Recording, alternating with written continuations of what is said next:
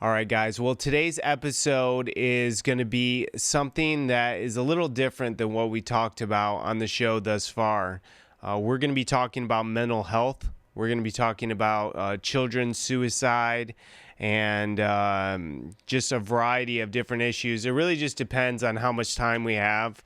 But I would like to talk about how, the risks of enrolling yourself into a mental institution and, the risks of hospitalization, how you get out of the mental hospital and stuff like that. So we're going to talk to Sarah Wallis here in a little bit. Sarah was interviewed on this program back in late October. She talked about hospice, sick, old, and dying alone. So it was a fantastic interview that we did a few weeks ago. But we're going to get her back on the show here in a little bit to talk about mental health. It's a subject that's very interesting, and she's very passionate about the subject. So we're going to get her back on to talk about that issue today. I have a whole list of stuff I want to talk to her about, but just depending on time, we'll see where we get. We might have to do another interview with her later down the road. So that's not a horrible thing as well. So I want to quickly thank the sponsors of the show, the Romans Road app. Make sure you download that app if you get a chance. Also, I want to thank the donors to the show, the people who actually go to our website and donate through the link provided on our website. If you just go down on the left-hand side, there are two donations. You can donate to the show right here. So I wanted to thank quickly Kimberly Gandara, Matt Powell. I really appreciate Matt for donating the other day. Matt, thank you so much. Bass Lawson, Michael and Leslie Beardsley, Clive Hagan, Sarah Wallis, Chad Denyon, Sarah Wallis. So thank you, Sarah. You supporting your own show here. Josh Ludsford, Robert Kearney, Andrew Harms, Preston Taylor, Justin Schwartz, Ethan Schmidt, Walter Rodriguez, Kay Kuntz, Julio Filez, Julio Guerrero, Samuel Elliott, Christian Cumby, in memory of Timothy Cafone, and Infectious Services. So I appreciate you guys supporting us on this show. We need to purchase 3 more hard drives on this show. Luckily, Matt made a very generous donation the other day, so he was able to buy about a hard drive and a half for us, and I really appreciate him supporting this channel. But we still need a couple more hard drives, guys, so if you can support us, that would be a huge blessing through the website there. Also, another way to support us is to pre-order these new shirts I have on the store. So if you click on t-shirts and then conspiracy or Christian, these are the new designs that I have on the website. I love how these shirts turned out. And so I'm going to start printing my own designs here. I'm starting like this clothing line, and I've gone all out. I bought the presses, all the equipment to make high quality t-shirts, sweaters, pants, whatever it is. So I'm gonna go full board here. I'm gonna start slower and just with one color. Once I get comfortable with that, we'll move on to multicolors and stuff like that. But I'm doing it. I'm doing it. So, I'm a very what's the word? Stubborn, adventurous. No, I don't know. But it's gonna be fun. I'm gonna do this. And so go to the store. I'm going to be shipping out so a week from today, pretty much, we're going to be shipping out all those pre-orders. So hopefully a week from today, that's the goal anyways, is we should have all the equipment by the middle to end of this week. And then, the end of this week, I think by Friday, we should have all the equipment. And then I'm going to print over the weekend, and hopefully we're going to ship out the majority orders starting on Monday. Hopefully all of them will go out. So if you pre-ordered, they will go out in a week from today. Anyways, guys, I really appreciate everyone tuning in to tonight's program. We won't have a program tomorrow night. Wednesday, we're not doing a program anymore on Wednesday, so we'll be back on Thursday for another program. We're going to get Sarah here on the line in a little bit. Again, guys, I want to remind you about these giveaways we're doing at Framing the World through our Patreon account. So we're going to be giving away these stack of books and DVDs. I'm going to do that 2 towards the end of this week. I'll probably do it a few days early, actually, just because I want to have that all done by the time I get the shirts so I can focus on the shirts. But we're going to be giving away 3 books, 3 DVDs, and this 1861 Confederate States bill. So I hope you guys subscribe to our Patreon account. If you do, you'll be entered in for a chance to win those items. Or if you're $50 and up, you'll be entered into every giveaway we do on this channel. So anyways, guys, thanks so much for supporting the stream. Let's get right into today's program. We're going to get Sarah on the line here right now. Sarah, how you doing today? Excellent. How are you? Good. So why don't you start off by just telling us what we're going to be talking about today? Well, we had some conversation about my experience in the mental health field. And one of the topics that came up was the increased rate of suicide among young boys, especially 12 and under, also in teenagers. But it's becoming a growing concern with the younger crowd as well. And just to talk a little bit about some of the causes that are leading up to these increased rates. Yeah, because you were showing me some research through emails, and it was pretty fascinating. I was able to read through all the articles that you sent me, and it's pretty fascinating to know that, you know, men are more susceptible to suicide and stuff like that. So I want to go into that and break down all the different things that you know. It's a topic that I don't really know too much about, so I think, you know, I'm going to learn a lot today, and I think the audience will as well. Yeah, and some of the things that I know is from my own research. Other things is just from what I've seen firsthand. I worked at a mental hospital for 5 years. I worked predominantly with children. I was a case manager on the children's unit, so that's 12 and under, as long as they're out of, before they go into middle school. Once they go to middle school, they went to the adolescent unit. And I worked hand in hand with a brilliant psychiatrist who taught me a lot about the medications he uses and the decisions he was making. But even in that regard, it was very medication focused. But spending 5 years there, noticed a lot of patterns. And I moved on to doing nurse education for nursing students. I taught mental health to nursing students. And I would say to them, you can categorize these children into collective groups. If I had spent the time and the energy and effort to do that, I really could have just put each child in one of 12 groups based on their environment, their history, and presentation.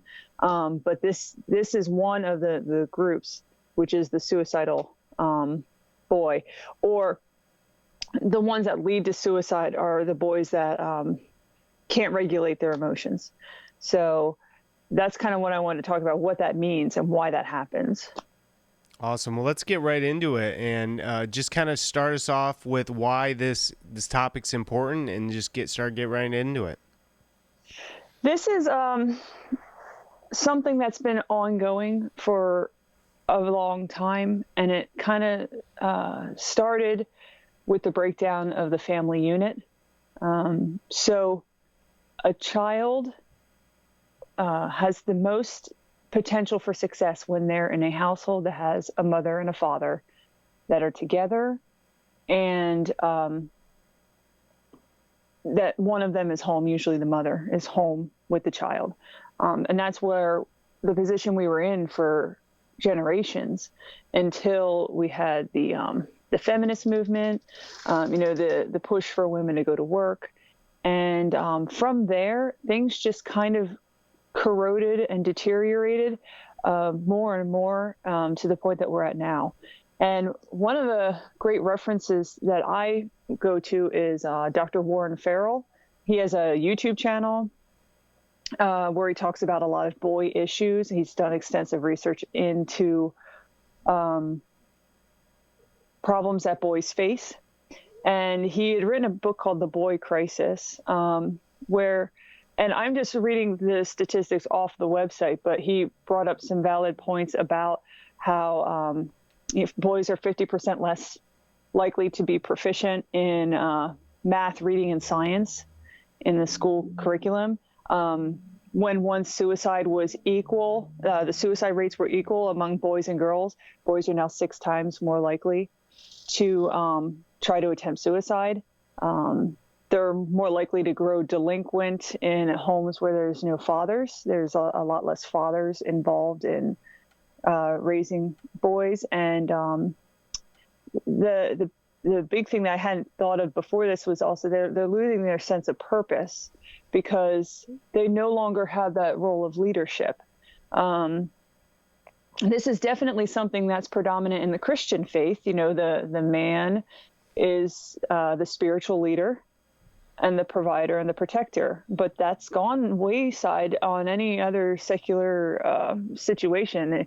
You know, it's all about feminine empowerment, and men are expected to, praise women for being as strong as they are, but not really have any other role besides sitting in the back seat and giving them a thumbs up. So we're not really seeing them having a purpose anymore. And our younger crowds are getting lost in that. They don't know what to do. There's so many children that grow up not knowing where to go with themselves in their lives. Yeah, it almost seems like women today, they don't want to step up for that role because it seems like they're being put in the back seat. But really, it's the most important job out there for a woman is to, guide the house. Well, and it's not fair for women either, unfortunately. I mean, I'm in the same position. It's what they're taught. I mean, this is the narrative that is infiltrated all aspects of visual entertainment, of textbook education. Predominantly every teacher you have in school is a woman. Yeah. So there's so much exposure to women in roles, and there's always the discussion, even from kindergarten, what do you want to be when you grow up? And there's no one that be a housewife. I want to be a supporter to my husband. It's just not a discussion that's had anymore. And so unfortunately, these women, unless they are growing up in Christian households, unless they're removed from that exposure, are not given a fair shake because this is where they're told that they have to perform. Yeah. And it all falls back onto the children. And then, who's taking care of the children? The schools, other people. And so you kind of put your children in the hands of other people to raise them instead of guiding them lovingly. And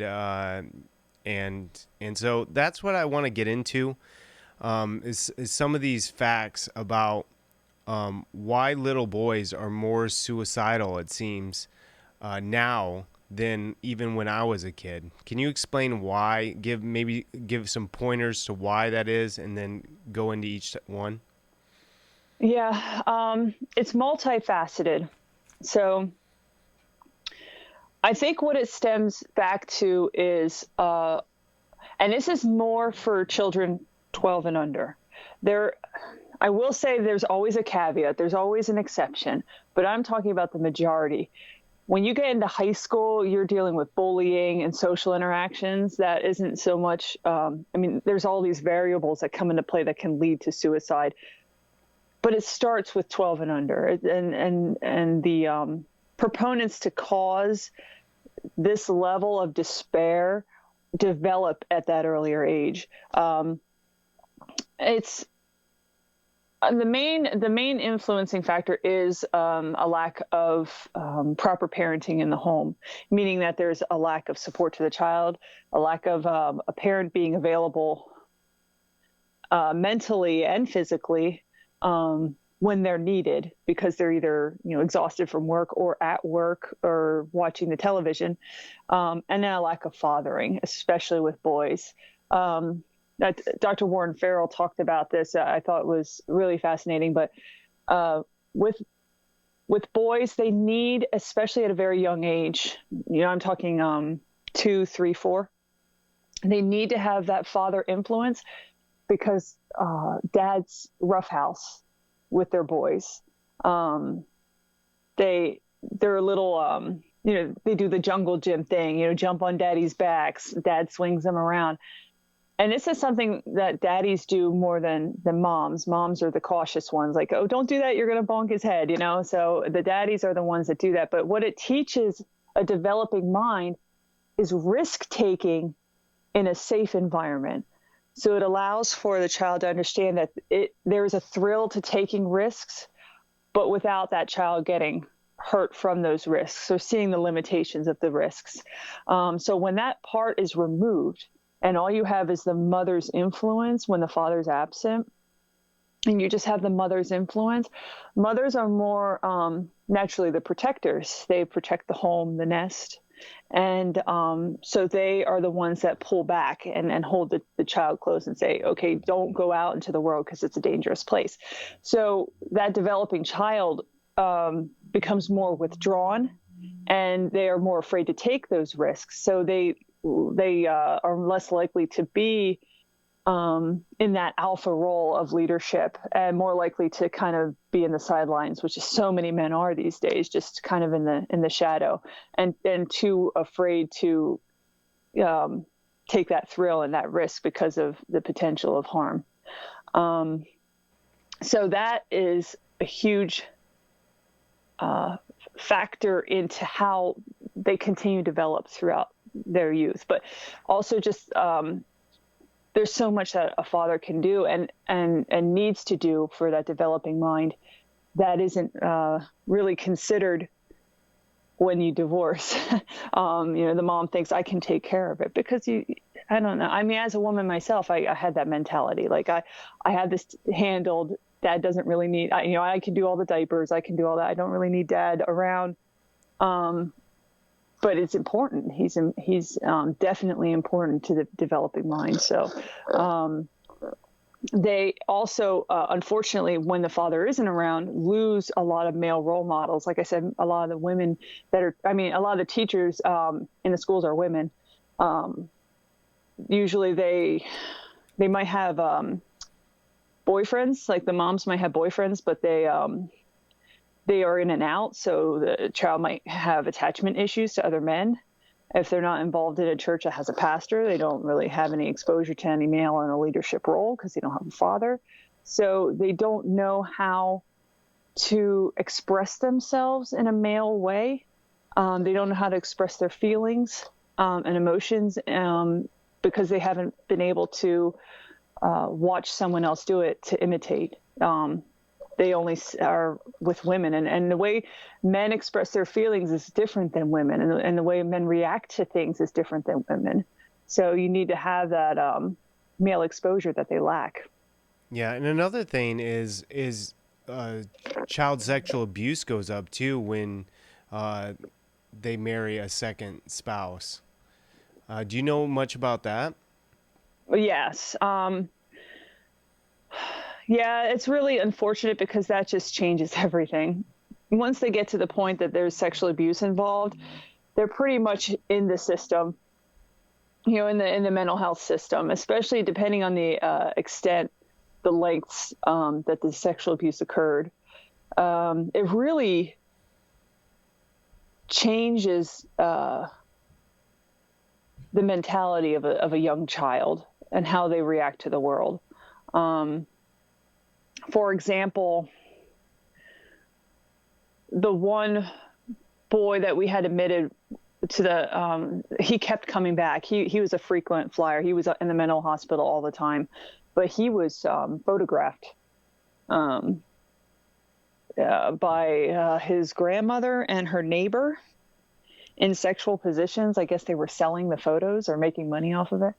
And that made him afraid of light, bright spaces. He liked being in the dark. So it does definitely affect the psyche. And that's just one more thing. I mean, and that's an extreme condition. Of course, if a child is sexually abused, we would kind of expect them to have mental issues that would cause them to be suicidal. But even if they're in a household where you think that it's a pretty normal situation and no harm has really befell them, if they're not able to express themselves, it can build up into these issues. It can exhibit in other mental health ways as well. So like I said, what we call it is their inability to regulate. They get emotions, and boys like to, they lash out. So you often see boys, when they get angry, they're the ones that, knock stuff over and, go, rah, they get really mad, as opposed to girls. You see it more with boys.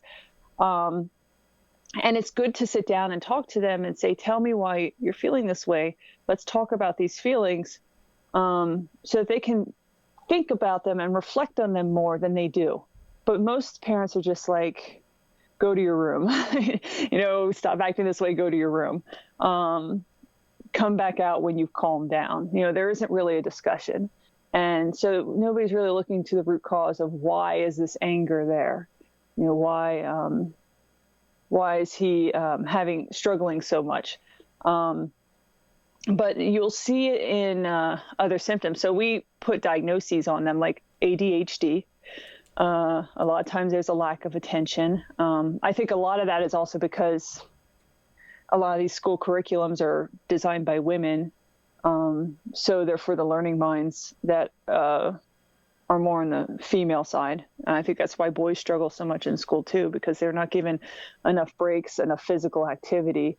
But that's another topic. And then the other thing is oppositional defiant disorder, ODD, which is the inability to regulate. Basically, oppositional defiant disorder is a boy lashes out in an extreme way beyond what would be expected.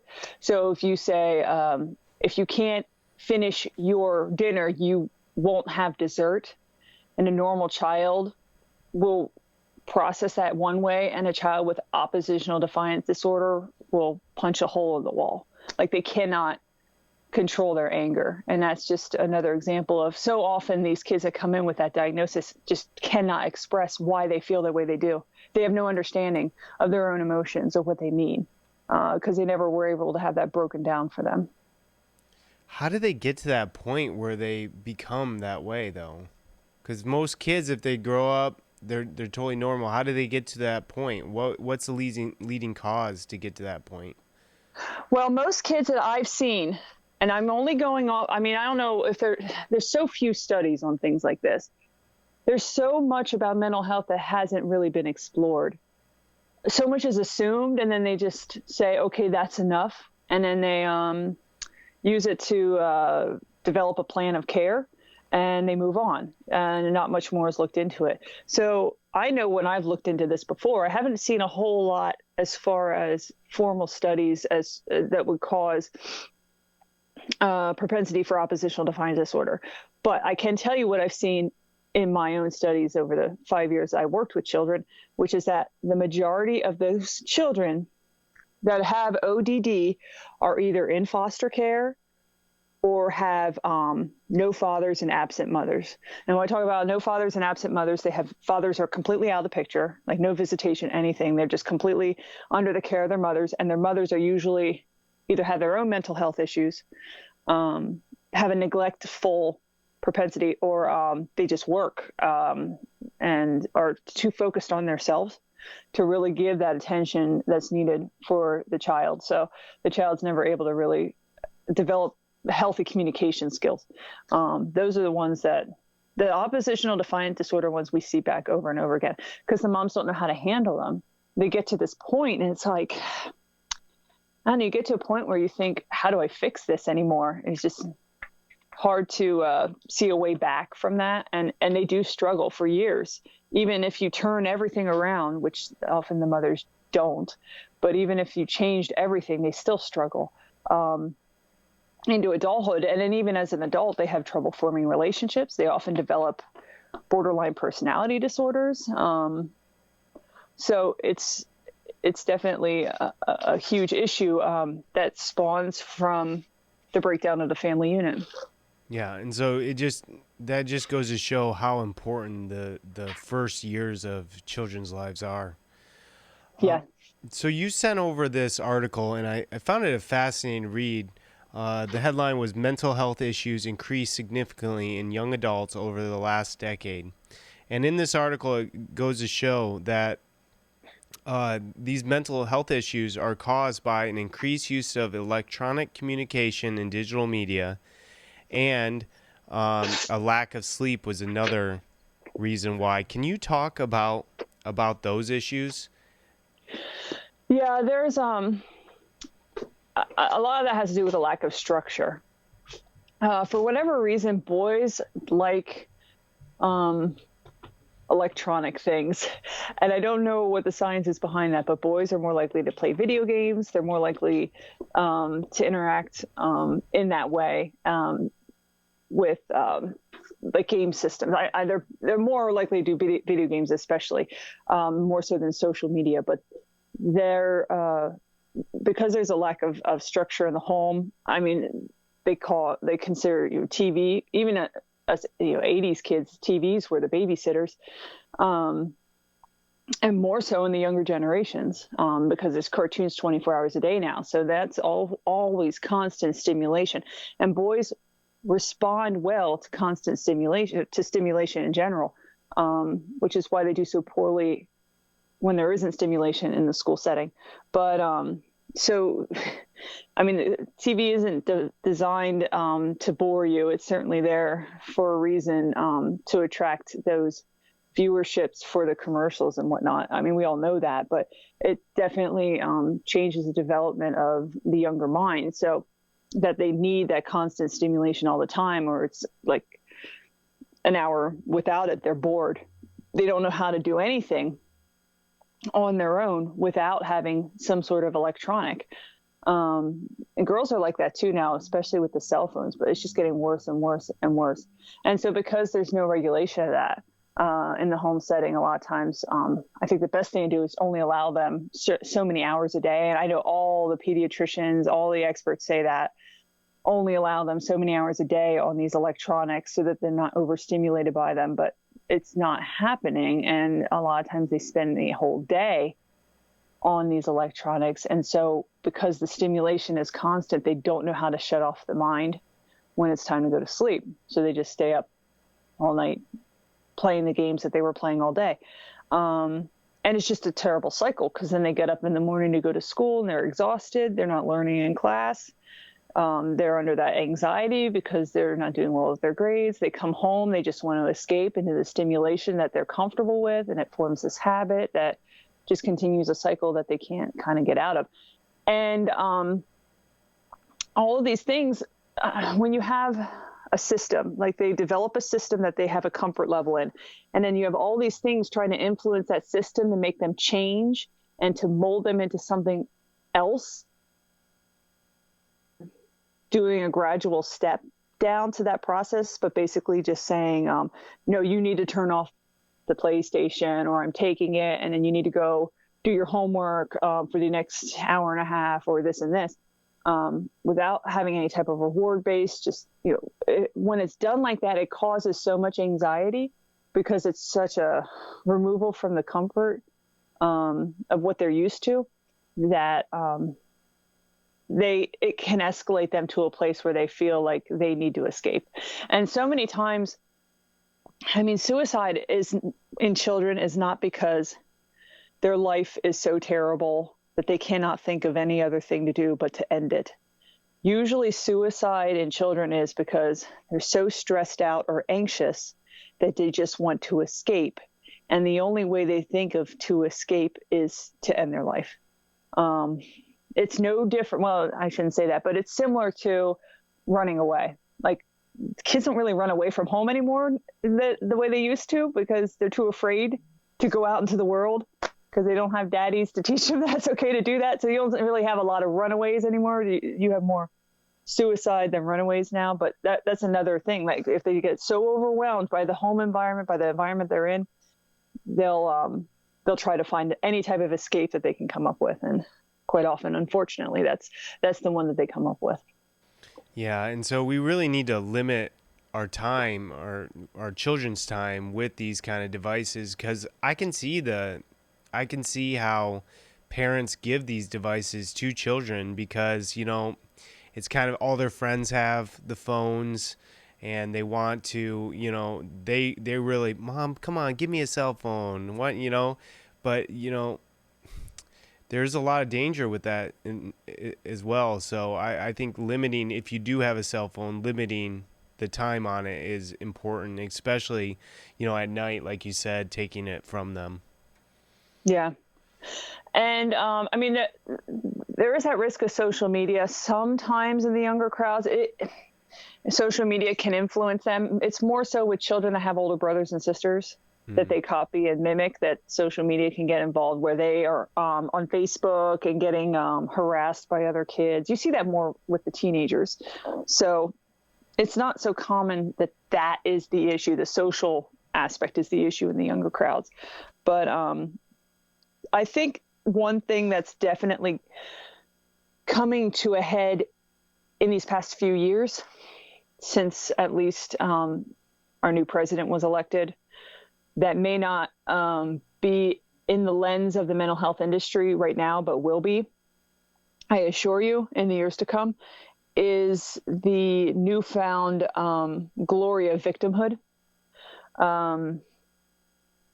Mental health was a different world in the 90s and in the 2000s. And now in this newer age, it's just not so much something that you talk about in whispers with your friends. It's something that you broadcast with a banner that to say, you have a mental health condition. And it's easier for parents. I mean, over the years, it's just become normalized. Sorry, it's my cat. Over the years, it's become normalized to say you have a mental health condition. So it's easier for parents when their kids go into the hospital and they get diagnosed with oppositional defiance disorder. And then the parents can say, oh, see, it's not my fault. My child has a diagnosis. My child has an illness. And mental health is a disease that we should understand and accept, and not think that there's a way to change, because unfortunately there is no cure. Well, they make it so that there's no cure for anything in the mental health industry. So it makes it easier for parents to kind of bring that child into the system. And once they're in the system, they stay in the system. So you see so much more of it. And then they get influenced by outside factors outside of the home. So instead of the parents trying to tell them how to communicate effectively, instead of the dad trying to show them how to safely take risks, instead of the mom being home to offer them comfort after a hard day of school, they're going to group therapies with other children around their age and hearing these other children talk about how they cope with their own issues and getting the advice from their peers instead of their parents. And then their parents are just told to accept that this is the way to effectively manage their illness. Well, you also sent me an article that talked about why people are dying, or that there was an increase in deaths. And this article in USA Today said more young people are dying by suicide, and experts aren't sure why. And it goes on to say that the suicide rate is increased from 6.8 per 100,000 to 10.7 in 2018. And so that is quite a significant increase in suicide. What are some of those possible factors? I know you listed a few, but maybe give off a few more. Yeah, and it's hard to speculate, and that's why they're not able to say why as to the definitive cause. But there is definitely some factors. A lack of ability to communicate, I think, is the biggest thing.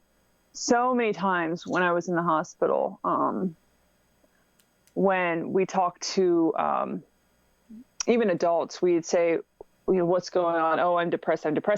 And when you say, where is the source of this coming from?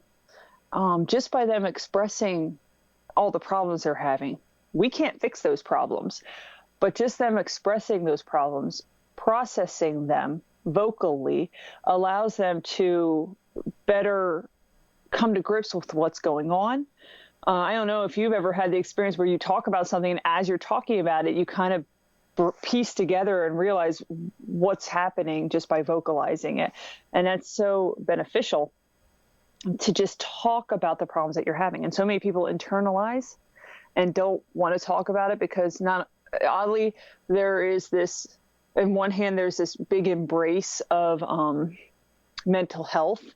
But on the other hand, there's this big stigma against people that talk about themselves. And so many people say, well, we don't want to hear about your problems. We don't want to hear, you need to figure out how to fix yourself. They don't want to hear about the details, but that's such a helpful aspect, is to be able to communicate the things that are causing you to have these thoughts. Just by vocalizing them to another person that has a level of empathy will help to reduce that suicidal ideation.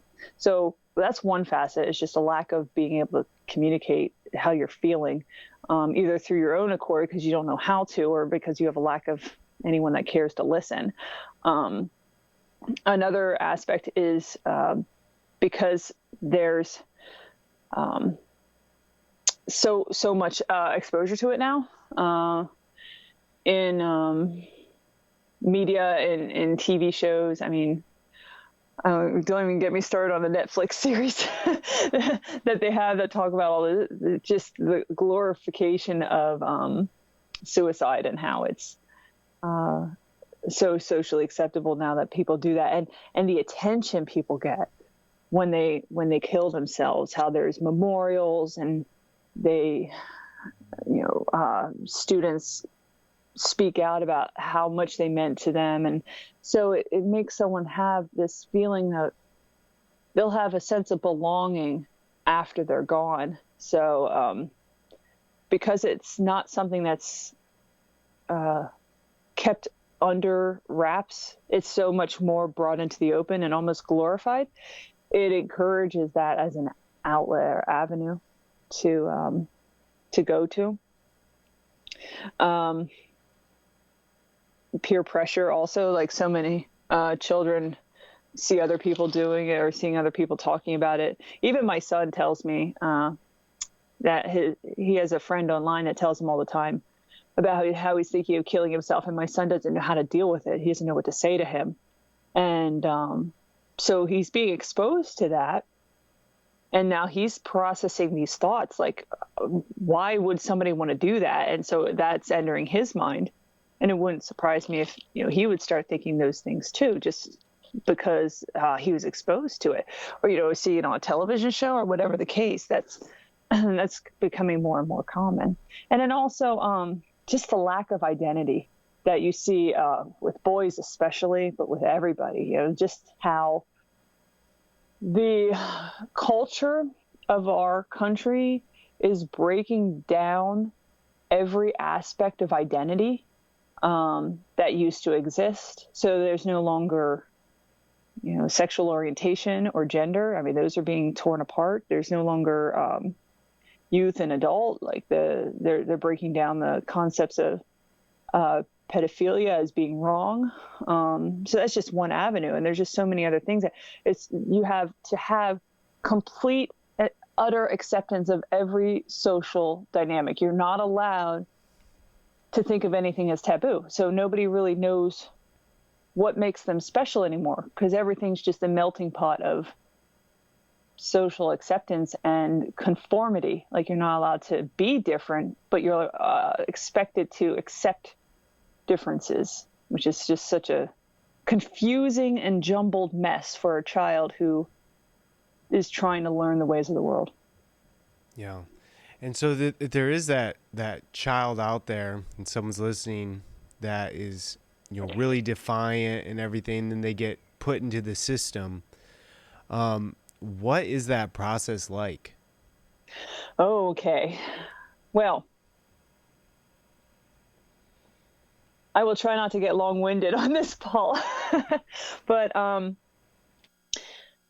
it's good to know what happens. So I'm going off of my state. Guidelines might be different in other states, but to be admitted to an inpatient hospital, you either have to be a harm to yourself or others. That's the basic concept. So you either have to be hurting others, which is usually somebody who's psychotic or an uncontrollable, or you have to be either harming yourself in the way that you want to kill yourself or harming yourself in the way that you're cutting yourself, which is kind of newer, but the thing that kids do these days. So once they're admitted, they are removed from their parents. Usually when I would see a child admitted onto my unit, I go up to the parent, schedule a family session because we like to get the families in for therapy. And then they leave the unit and the kid's alone with us. They do not see their parents until they have visitation, which is only 2 hours a night, and they're only limited to 1 hour visitation. So you have the parents completely removed from the equation, except for family therapy, which occurs, it's an hour long, and it usually is once a week. So during the time that they're inpatient, aside from phone calls saying, hey, can you bring me snacks? There's very little interaction with the families, which is such a huge problem because 90% of the time, especially with children 12 and under, the issue lies in the dynamic with the family. I mean, how many times have I said that these kids are in there because of the dynamic of the family, because it's a broken home, because their father's not involved, because the mother's not able to properly allow that kid an outlet for communication. And so we're not teaching the family anything. We're teaching only the child while they're in there. When they first come in, and this is with adults too, the first thing that we do is strip search them, which can be pretty traumatic for a young child. And it was always something that bothered me, but honestly, it had to be done. We would have to go through everything. And even their, especially the adolescents, they're so sneaky. We had a boy that took a disposable razor and broke it open. It had those little strips of razor, and he tucked them into the spine, the inner spine of a book, to use to cut himself once he got into the hospital. So it's like you had to look through everything. We had to turn out pockets, go through all of their belongings, every possession they had. We had to take them down to their underwear. And then we usually had a male. We always had two people in the room. And I tried to always have a male in the room because if it was a male patient, I would turn away and have him quick bring his underwear down and show us front and back and then pull him back up. But even that is just a horrible thing to do to a child. So, and we did it to adults too. And, you have adults that have sexual abuse history and they have to stand there and take all their clothes off in front of a stranger. It just can be really traumatizing for a mental health hospital. But I understand why they do it. But on the other hand, it's hard. And I don't think parents realize that that's something that the child has to go through. And then what happens is they have anything taken from them that's cords, belts, no toys. They're allowed their clothing, but only certain clothing. Like if it's a sweatpants that have a drawstring, they can't have those unless we cut the drawstring out. They can't have shoes with laces. Anything that they can, a restriction on the things they can have as far as that goes. And then we take them to their rooms for the day. The room is usually a bed and a table and nothing else. It's very stark, barren room because unfortunately you get some crazy kids in there that they'll throw furniture around or they'll scribble all over the walls. And those walls probably had 30 coats of paint on them from all the times the kids scribbled all over them. And And then they would join into the activities based on the time of day. If it was in the evening, we'd have them just go right to bed. If it was during the day, we'd get them right into groups. So groups would be involved as there would be one person running activities. This person may have a bachelor's in psychology. They may not. They don't necessarily need to have any experience interacting with children. They just have to have some sort of psychiatric background, or they have to have some sort of hospital background. So you could be a CNA in a nursing home for 2 years and then go work as an activities person in mental health. So a lot of these people are young because they're naive to what they're getting into. The older people don't stick around too long, but they're usually don't have children of their own. And then they do activities that they have at least where I work, they had a binder that had different activity suggestions in it that they would pick from. And so they do very basic activities like on the count of 3, jump on the circle that has a color that expresses your emotion. Stuff like that. They would also have one-to-one time with the nurse where you sit down and talk about, we had a form we had to fill out, but we had 13 a day that we had to fill out. So we have an 8-hour shift, and in that 8-hour shift as a nurse, we had to go meet with 13 patients. And so we had this paper we had to fill out where we say, are you having suicidal ideation? Are you thinking about harming yourself? Can you contract for safety? Meaning that if they feel like they're going to harm themselves, they feel that they can tell somebody before they start to do it. How are you feeling today? Are you anxious? Did you eat? Did you sleep okay? There's never a conversation that says, what brought you to this point that you're sitting in this hospital? How do you talk to your parents when you're struggling at home or at school? These conversations don't happen. They're never really discussed. It's more of, how are you doing today? It's all about what's going on today. What's your affirmation today? We ask about, everyone has an affirmation where they say, today I'm going to go to 3 groups, and that's your goal. And then your affirmation is, I feel like I am artistic. So you say something positive about yourself. And then they meet with the psychiatrist. So the first day they're there, they don't meet with anyone. They meet with them the second day in the morning. They meet with the psychiatrist. He gets a history of what brought them in, and then he prescribes a medication. When we had mental health in the 90s, the 80s, the 90s, and the early 2000s, a person would stay in the hospital for 30 days or more.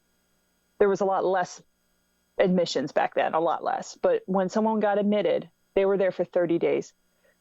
They worked on themselves therapeutically, spiritually, and holistically before medicinally.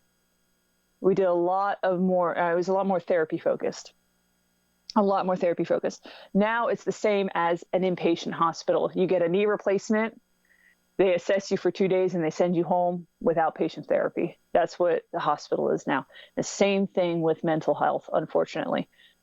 So the doctor spends maybe 15, 20 minutes with the person, determines a medication. Usually for these situations that I have talked about, they start them on Prozac. Prozac is an antidepressant, and it's the only one that has ever been extensively tested in children. Every other medication, except I don't know about the ADHD medications, but every other like psychiatric mood altering medication has not been tested in children except for Prozac. But that doesn't mean Prozac's the only one they put children on, but that's the one they start with. So Prozac, its function is it stops serotonin from being reabsorbed in the brain. So you have serotonin floating around, and serotonin's helping you to feel good, and then it reabsorbs back into the brain and recycles back into the hormonal function. But the drug stops it from being reabsorbed, so it stays in the brain a little longer, and people think, oh, okay, this makes you less depressed because you have your happy drug, your happy hormone in your brain longer. But there's been studies that show that there's very little lasting effect of antidepressants in a lot of people at all. I know some people swear by them, but there's a lot of studies that show that there's very little change between placebo and depressants in extensive studies regarding depression. So I already have a stigma against it. And in every single child that goes inpatient, well, I would say every, but probably 90% of every child that goes inpatient is put on a drug. It's usually an antidepressant to start. Prozac takes 5 weeks to reach its full effectiveness. These kids are in the hospital for at most 2 weeks, usually a week and a half, 2 weeks tops. They go home. The effectiveness that they have, so usually they get put on Prozac. A day later, they go into the doctor. They say, I feel great. Either they're saying that because they hate the place because there's no electronics. They want to go home. Or they're saying that because they're getting placebo effect. Or with the Prozac, there's a mild anti-anxiety aspect to it. So much of these kids' issues are not because of depression as much as they are from anxiety and the ability to escape from that anxiety. So I personally don't think it's so much depression for them, but because they're put on Prozac, which helps with anxiety, they start to feel, and they're being removed from the environment that's been causing them all these issues. So they feel better.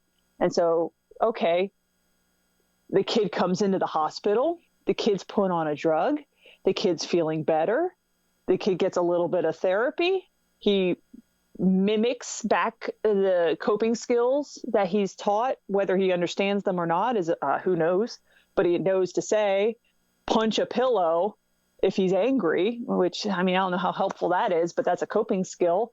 And then the kid goes home. And then we all scratch our heads when they come back a month and a half later, because nothing has really been resolved. But then the whole cycle repeats and he gets put on another medication. Okay, so Prozac didn't work. So let's put him on Lexapro, which is used for adults and is also used for mood stability in bipolar patients. Or maybe he was already on Lexapro and that didn't work. So let's put him on Seroquel, which is an antipsychotic used for schizophrenic patients, but in lower doses seems to help with mood stability because it's so sedating, it kind of numbs you to your surroundings. I mean, these drugs have lasting effects. There's people I see in hospice that were on lithium their whole lives for bipolarism, and now their kidneys are gone because of the salt in the lithium destroyed their kidneys. So they gain weight. They all gain weight on these medications. They get puffed up because they constantly want to eat. The meds make them hungry all the time. And nothing is ever resolved because there's never a conversation about the whole source of their inpatient hospitalization.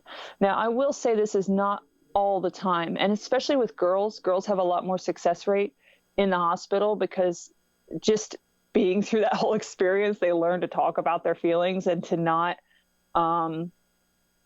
be forced back into the hospital again. But boys really just struggle, and just going through that over and over again, it makes it worse and worse and worse. Yeah, and they never get at the root cause of the problem. It's just kind of hiding the symptoms.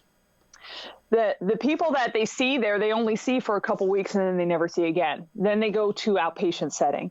And some work can be done in the outpatient setting, but usually it involves them going to like a day hospital where they go and again sit in groups with peers and learn through game exercises.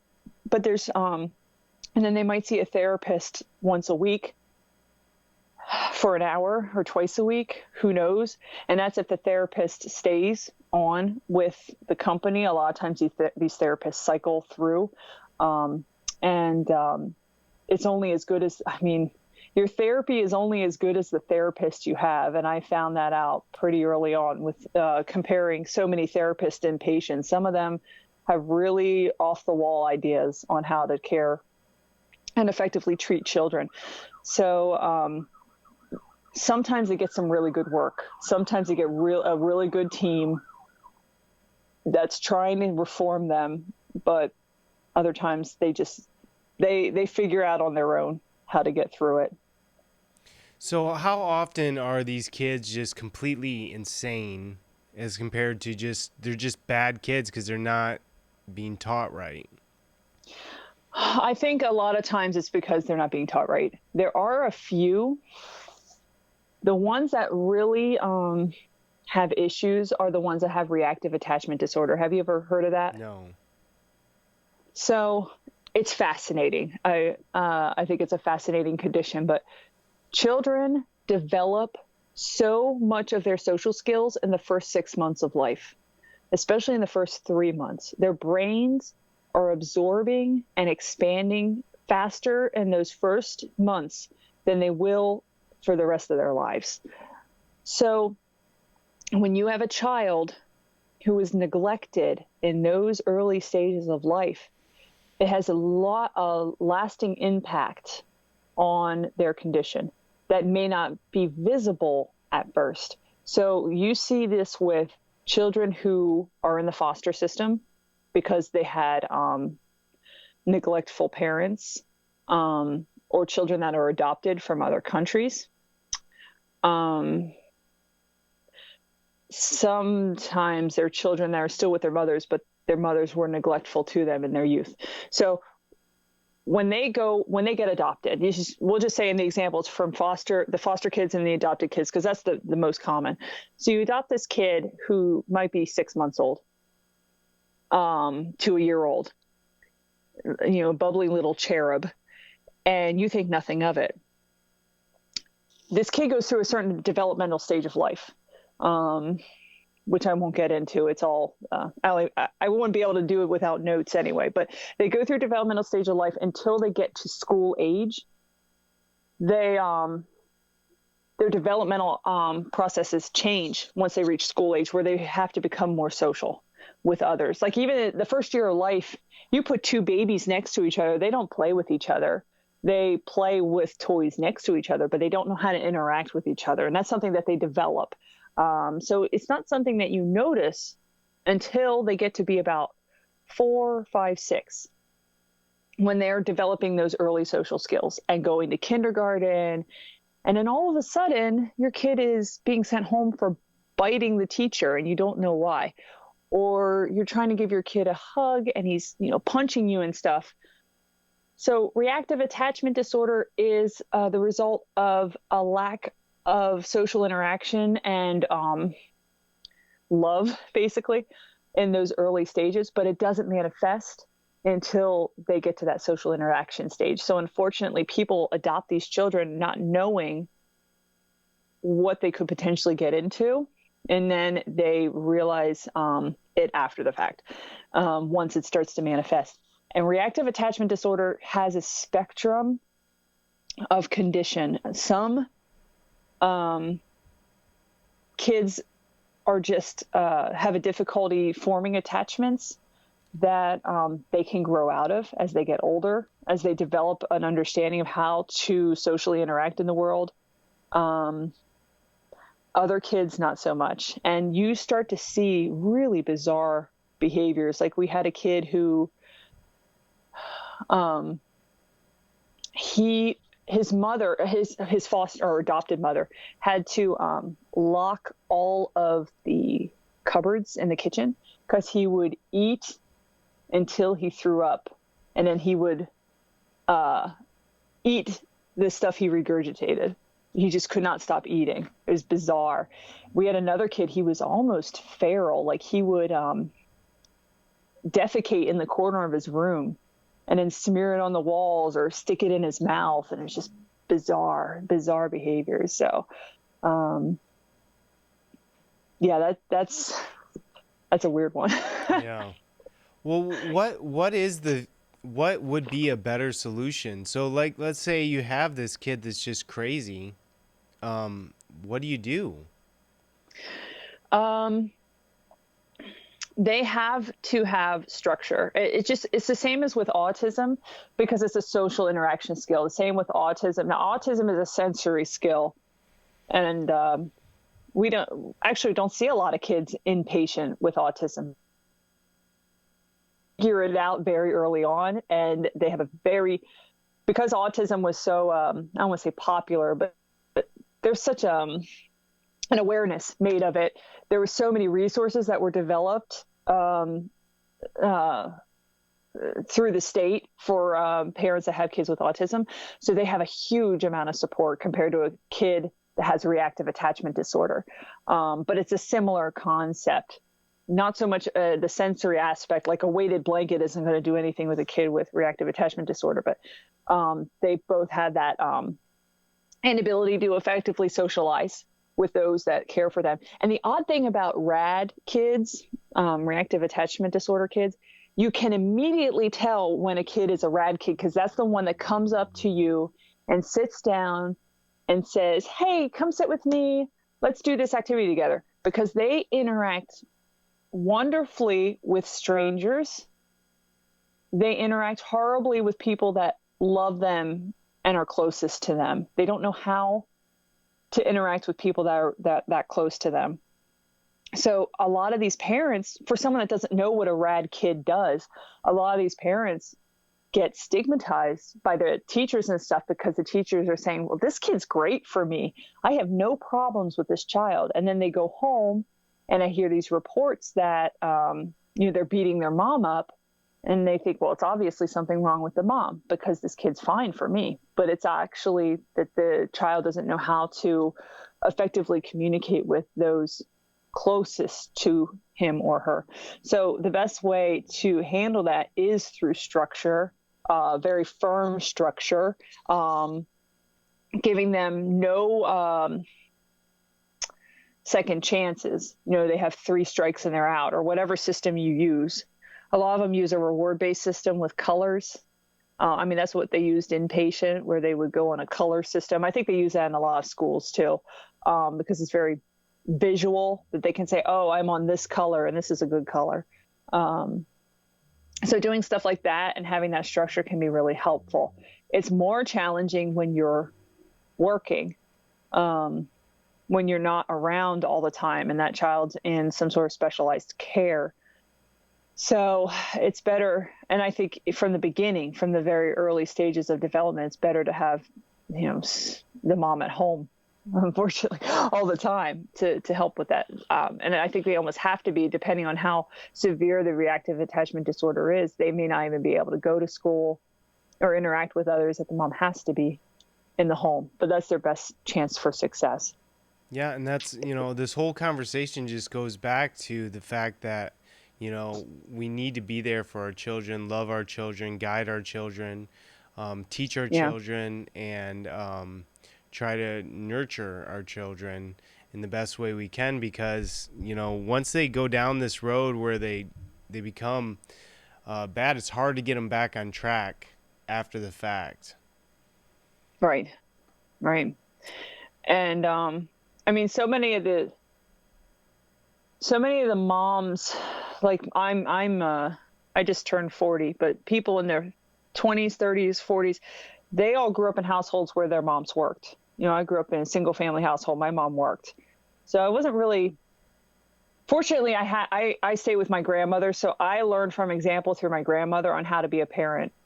But when you have children that are through the daycare system, where they're in this daycare setting where they're not allowed to have hugs and affection, like inpatient hospitalization, we were never allowed to hug the children. We were never allowed to have any type of touching with the child. So they were told and taught that affection was not tolerated. And that is often the case in daycares and stuff too, where there's not a lot of affection because there's no personal investment. So these children grow up in the settings where they don't know how to effectively become parents themselves. So they try to do it based on what they learn, which is, kind of a distanced approach. So unless you have a good role model as a child, you're going to grow up to be a parent that doesn't, they don't really have classes, extensive classes on how to better be a parent, unfortunately. So, and then those parents bring about these children that we're having now, which I think is just one more reason why we're seeing the uptick of suicidal ideation, because of a lack of understanding of parenting with the parents. Well, yeah, and you have to think, like, is these medications, causing some of the suicide as well? Um, what are some of the horror stories that you can think of, and of like a child being put into these systems? Do you have any examples? Oh, I do have one.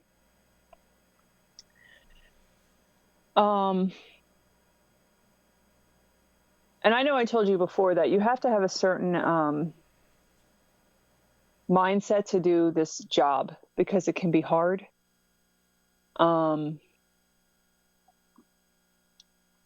But there was one example that kind of got to me.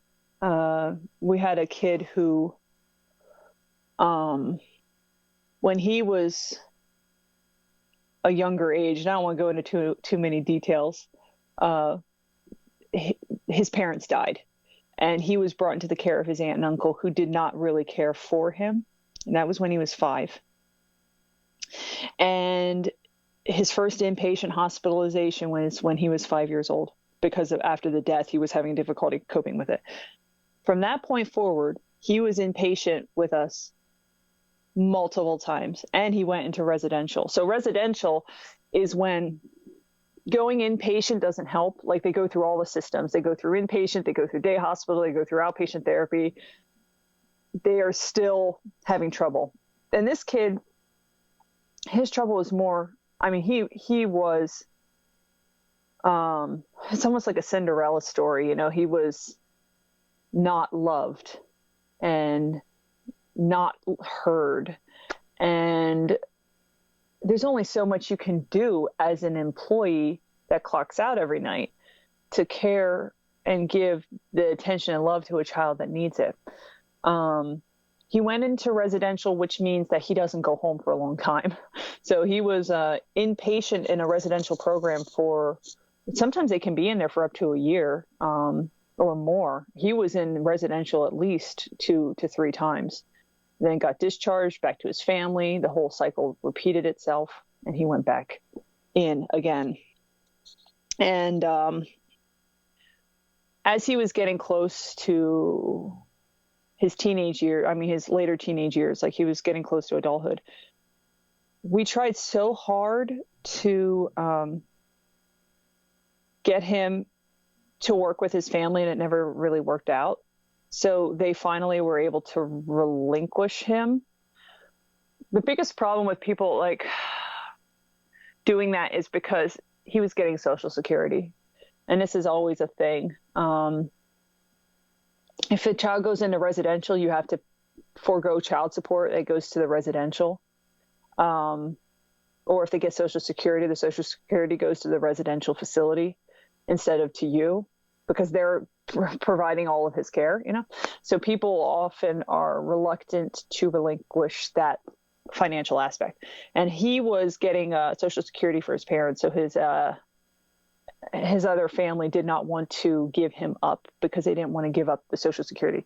But when he was getting close to the age of adulthood, when he would no longer get Social Security, they finally were willing to relinquish their rights.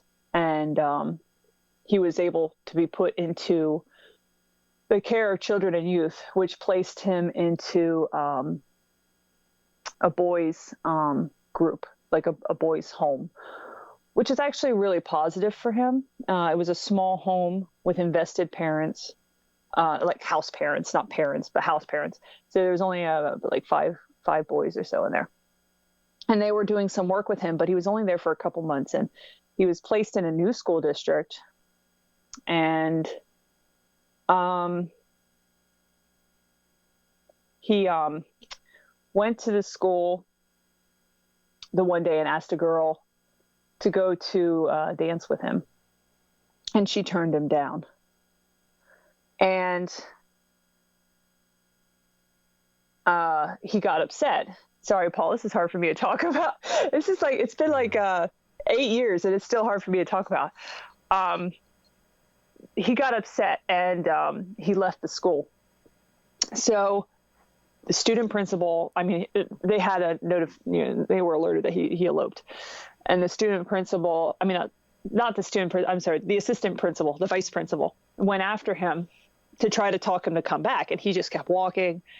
And the vice principal was right behind him, like, come back to school, let's talk about this. And he took off running. So the guy went after him, calling for him, and he ran to a bridge overlooking a major highway and jumped off of it, and threw himself into the traffic and was immediately hit. And I can't imagine. I mean, that vice principal had 2 children of his own. I can't imagine how he felt witnessing, this child do that. But it was so hard to hear because we had invested so much time into him, and he just could never break away from the shackles of all these years of being oppressed by these people that were supposed to be his family. So I don't know, a lot of us took it harder than others. A lot of the people at the hospital, we had support groups, we had prayer circles, we all tried to just move on from it. And it actually personally helped me start my journey to Christ, because nobody could really give me a good answer as to why. I mean, I got to this point where I thought, what is the point? What is the point of any of this? Why are we even here doing this when they're just going to jump off a bridge?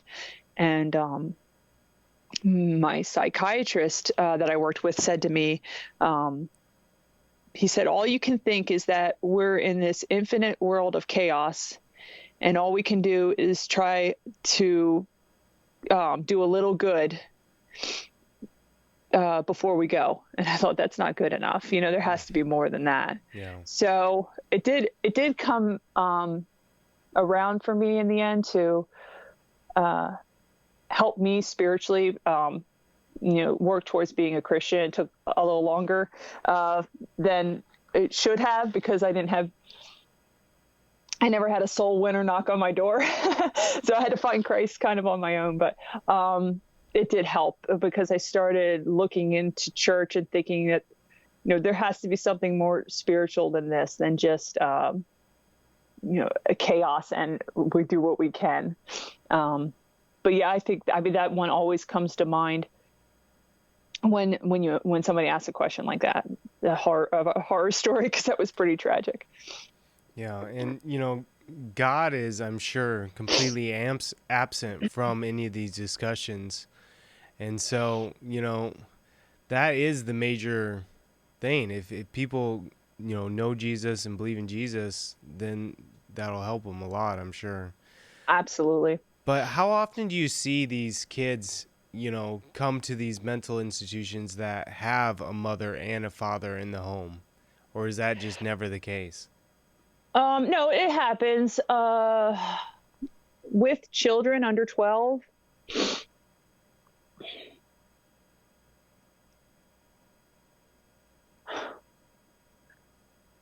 I can't think of many. And if there were, I might think of maybe 1 or 2. There's often mental health in the parents, or the father is away a lot, like a truck driver or something. It's more common with adolescents. And that's because there's outside factors with adolescents. With adolescents, you're developmentally forging that way into the world. I mean, the developmental stage of adolescence is to think the whole world revolves around you, and nobody else can possibly understand what you're going through. That sums up a teenager. Whether they want to be that way or not, that's the way they are. That's how they are developmentally. So those teenagers that come into the unit are often exposed to something in their social setting, in school, or online, something of that nature. So that it takes away from their home environment, because they're trying to branch away from their home environment. and forge their way in the world.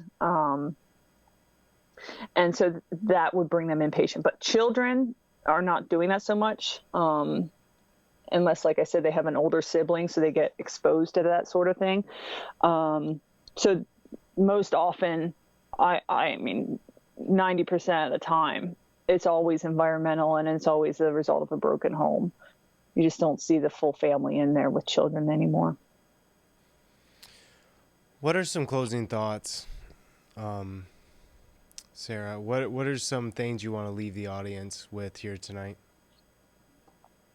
Well, gosh, we covered a lot. Yeah. I'm not sure what a closing thought would be. It's just important to definitely talk through the way that you feel with others, and don't be afraid to do that. It's so hard to start sometimes when you're so used to bottling everything up, and trying to tell yourself you can handle it yourself when really you can't. So it's so hard to take that first step and say, I need help and I need to talk to somebody. And it doesn't necessarily mean you need to go to a hospital and get put on medication, or that you need to see a therapist. You just need to talk to somebody who cares. I always tell my children I'm their number one fan. They'll never hear anything negative from me. They can always come to me about anything. But they still half the time don't want to do that. I don't know. It's just the way kids are. They just feel like mom can't possibly comprehend what I'm going through. So don't be afraid to do that, even if it's to a peer, or to an online support group. I mean, I suppose that's better than nothing, although face-to-face is the best way to talk to anyone. I do not recommend the phone therapy like BetterHelp or those phone therapy things. I think face-to-face conversation with a layman is better than spending 30 minutes and $50 with a professional in a text chat. So in any case, I think it's better to develop social interactions too with your children, to give them the time even to sit down for dinner. That's a huge thing.